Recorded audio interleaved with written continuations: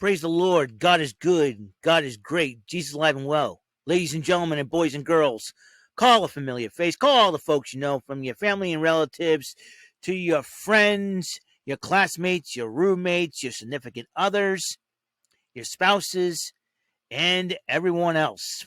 From friends, amigos, comrades, compadres, to your frenemies and enemies.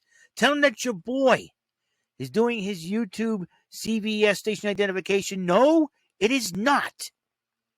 The Pharmacy, its channel vlog show, known as WEML-TV, Channel 77. And now here is your host of the show, where there's ordinary and there's him. Ladies and gentlemen, Mr. Eric M. Lima. Thank you very much, Mr. Announcer. Hey guys, it's me. Like I said, the host of the show, Eric Lima. What's going on, everybody? Hope your week is about as good as mine, or even better. You're watching WEML-TV, Channel 77, and this is episode 635, October the 16th, 2021, 1:15 p.m. What's going on, everybody?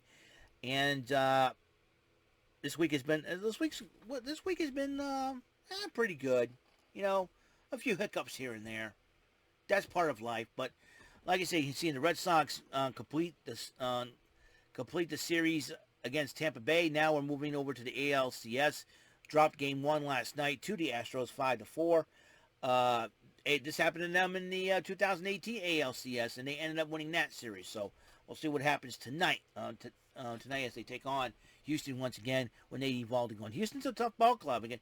That Jose Altuve, I think that's the main key. If the Red Sox can manage to keep Altuve away from the bases and keep the bat on his shoulder, or make him swing and misses at a lot of cuts, I think the Red Sox do have a pretty good chance of beating Houston. But it's containing Altuve and that lineup, the rest of that lineup, is the main key. My main concern about the Red Sox, though, they have no set closer. And then because Matt Barnes, who was their all-star closer, was struggling in the second half and had a really rough time. And unfortunately, Alex Cora had no confidence in him, so keeping him off the roster of the ALCS.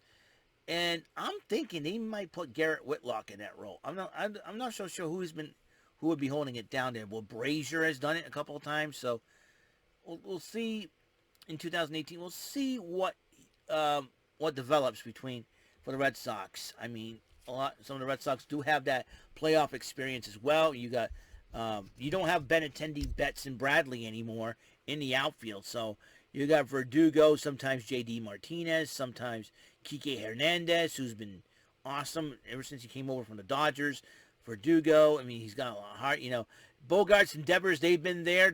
They're part of the 2018 team. Dalbec, this is his first foray. You got Kyle Schwarber, who was part of that Washington Nationals 2019 team, I do believe. And I got to tell you, it's a heck of a series so far. But, Red Sox will bounce back. And like I said, my main concern is the pitching. Even though Chris Sale is starting to get his stuff back together, we'll see what happens as the series goes along. And no matter what happens in this series, no matter the results, no matter the outcome, I'm really proud of Boston. The Red Sox, they came a long way. They proved a lot of people wrong. They're saying that they'll finish 3rd or 4th place or even last place, but then they end up making the playoffs. Now here's a little thing there. It's the East versus West for each championship series. You got the Braves in the East, Dodgers in the West. Sox in the East, Astros in the West. Now, if the Dodgers and Astros win, that's a rematch of 2017 World Series, and that will be a battle of West. If the Red Sox and Braves advance to the World Series, it's a battle of the East. Now, if the Dodgers win the National League Championship Series, they have an opportunity for a rematch against either Houston or Boston, because Houston and Boston were the two teams that beat the Dodgers in the World Series before the Dodgers ended up taking the World Series last year in the pandemic season shortened series at that point. So there's that. Be on the lookout. And I think Houston is a very tough ball club. Red Sox got to figure everything out, or else it'll be too late. So we'll see what happens there. the highlight of my week was seeing my old friend Chris Womble. Man, I have not seen it in 30 years. A good friend of mine. He used to babysit me when I was little. Had a lot of fun with him, and that was the story. That was the highlight of the week for me. Forget the Red Sox winning, and advancing to the ALCS. But I gotta tell you, it's gonna be. I'll tell you what, that moment alone, of all places, Walmart, whatever. It was really, really cool to see that. It was really cool to see him, and he's really doing well, and I'm glad for him. Alrighty then. Let's talk about SmackDown 205 Live from last night. This is the event center, as you know. The event center portion of the video. It's a supersized SmackDown. Remember, it's the final SmackDown before Crown Jewel. That's why. And also the final SmackDown where before the rosters changes from the draft takes place next week. So, and Edge, his final night on SmackDown, kicks a SmackDown addressing Seth Rollins as the match for Hell in a Cell will take place in Crown Jewel. And SmackDown, and Edge and Seth Rollins will be their last night on SmackDown. And Edge basically knew that Seth Rollins he underestimated Seth Rollins. Edge admits it, and he goes, "A little play in my book." Remember, Edge took us back when he slapped Cena's father, and everything else. And Edge is heck bent on destroying Seth Rollins in Hell in a Cell. Both men are going over the Monday Night Raw. King of the Ring semifinal match: Finn Balor against Sami Zayn. No surprise, Balor won that one. Big reason why Balor went over Sami Zayn, because obviously Sami Zayn is not well liked in Saudi Arabia because of his political beliefs and all that. And in fact, Jordan Little did bring up a point where if Sami showed up in Saudi Arabia, he'd be executed because he is Syrian. And Saudi Arabia and Syria probably don't like each other, which is really sad. But that's okay. Because Sami Zayn, nobody likes Sami Zayn. Not even here in the States. Sami Zayn's got a big mouth. Drew McIntyre is coming to SmackDown next week. As you know, Drew McIntyre went over from Raw to SmackDown. Possibly new rivalries for him. We'll see what happens. See if he brings the title with him, because he's facing Big E for the title at Crown Jewel. Naomi finally has her match against Sonya Deville, but Sonya Deville threw a monkey wrench in the plan and decided to have Shayna Baszler team with her. Shayna Baszler, first time on SmackDown in a while. And Sonya Deville and Shayna Baszler did beat her in a handicap match, which, if I were Adam Pearce, I would start reporting Sonya Deville to the board of directors, man. I'm telling you, Sonya Deville, time to deliver that ultimatum. Hit Row is also coming to SmackDown soon. Who is Hit Row going to go after? Who knows for sure. Can't wait.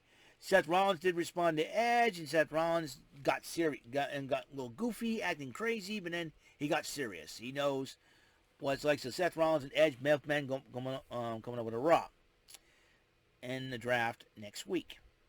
Sasha Banks cut a promo on Crown Jewel after she said she'll walk out as SmackDown Women's Champion.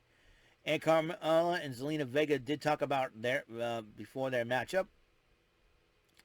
And then the Queen's Crown semifinals, Carmella versus Zelina Vega, and Carmella accidentally hit Vega across the lip, and then Zelina Vega went off at Carmella, but then Carmella went to go get the mask, but then Liv Morgan had it, and then Zelina Vega did defeat her in the Queen's Crown semifinals. So it'll be So Finn Balor will be in the semifinal, in the final round of King of the Ring, facing the winner of Mahal and Xavier Woods. Coming up this Monday night on Raw, while Zelina Vega will wait the winner of Doudrop versus Shayna Baszler. Sheamus is coming to SmackDown, and Sheamus says that the one title that's eluded him, besides the Universal title, the Intercontinental Championship. I expect him to challenge Shinsuke for that title. Happy Talk with Happy Corbin and Madcap Moss to come up with more worse jokes than anything else. And then Rick Boogs, thank God, interrupted them. He said, we're not here to listen to bad jokes. We're here to rock out with the Intercontinental Champion, Shinsuke Nakamura. Ah! Oh, that Rick Boogs is awesome. I love him. And then him And Shinsuke comes out with the Intercontinental title, doing his thing, dancing with Pat McAfee. Pat McAfee going crazy and all that. Gotta love Pat McAfee. He's like, we're living the best life ever. Happy birthday, Michael Cole. Yesterday was Michael Cole's birthday. Happy birthday to Michael Cole. Put the paper bag on your head and say you're the unknown comic and all that. No, I'm only kidding. Happy birthday, Michael Cole. And then, and as Boogs Nakamura rocking out, Street Profits came over and he started jamming with Shinsuke and Rick Boogs. And Rick Boogs like rocking and rolling. Rick Boogs, man. I like Rick Boogs. Give it an old Rick Boogs, the Boogs Cruise shirt. I want to get a Boogs Cruise shirt. That'd be really cool. Then the New Day's coming to SmackDown next week. That's going to be... the New Day coming to SmackDown as well. Imagine Rick Boogs and the New Day.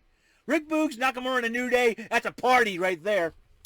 And speaking of party, it was a SmackDown Tag Team title street fight, the Usos versus the Street Profits. Street Profits will be moving over to Raw next week. And the Street Profits and the Usos, they went at it, but the Usos did retain the title. And then Kayla Braxton interviews Becky Lynch about her match against Sasha Banks and about also the triple threat match. Becky Lynch's big time Bex. Becky Lynch will be moving on Monday Night Raw, along with her husband, Seth Rollins, and all that good stuff. So Becky Lynch, big time Bex is ready to go. Then Becky Lynch and Sasha Banks fought, and Bianca Belair joined on commentary, and then Bianca Belair distracted Becky Lynch, giving Sasha Banks the victory. Charlotte Flair, as you know, she's coming to SmackDown next week as part of the draft. And then Adam Pearce is telling everybody to disperse, get the contract signing. And then the Universal contract signing, and then Brock Lesnar says that Paul Heyman's two-timing him. Brock Lesnar playing a little bit of mind games. And Brock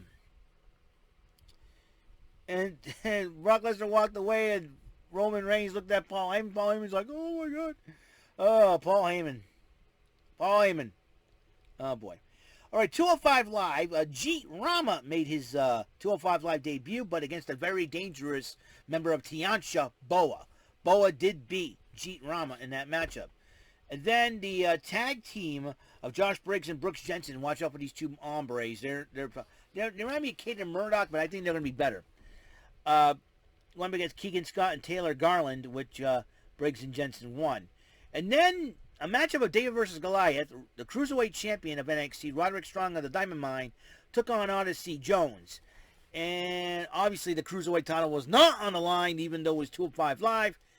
But Roderick Strong did defeat Odyssey Jones. So, couldn't put on the backbreaker. So, that is it. That is all the time we have on the show. And I am hoping that you guys have a wonderful day. On the next episode, 636, we're going to do AEW Rampage. So, and the buy-in of that one. All right? I'll see you guys later. You guys have a wonderful day. And until the next episode, peace, love, bless out. I'll see you next episode.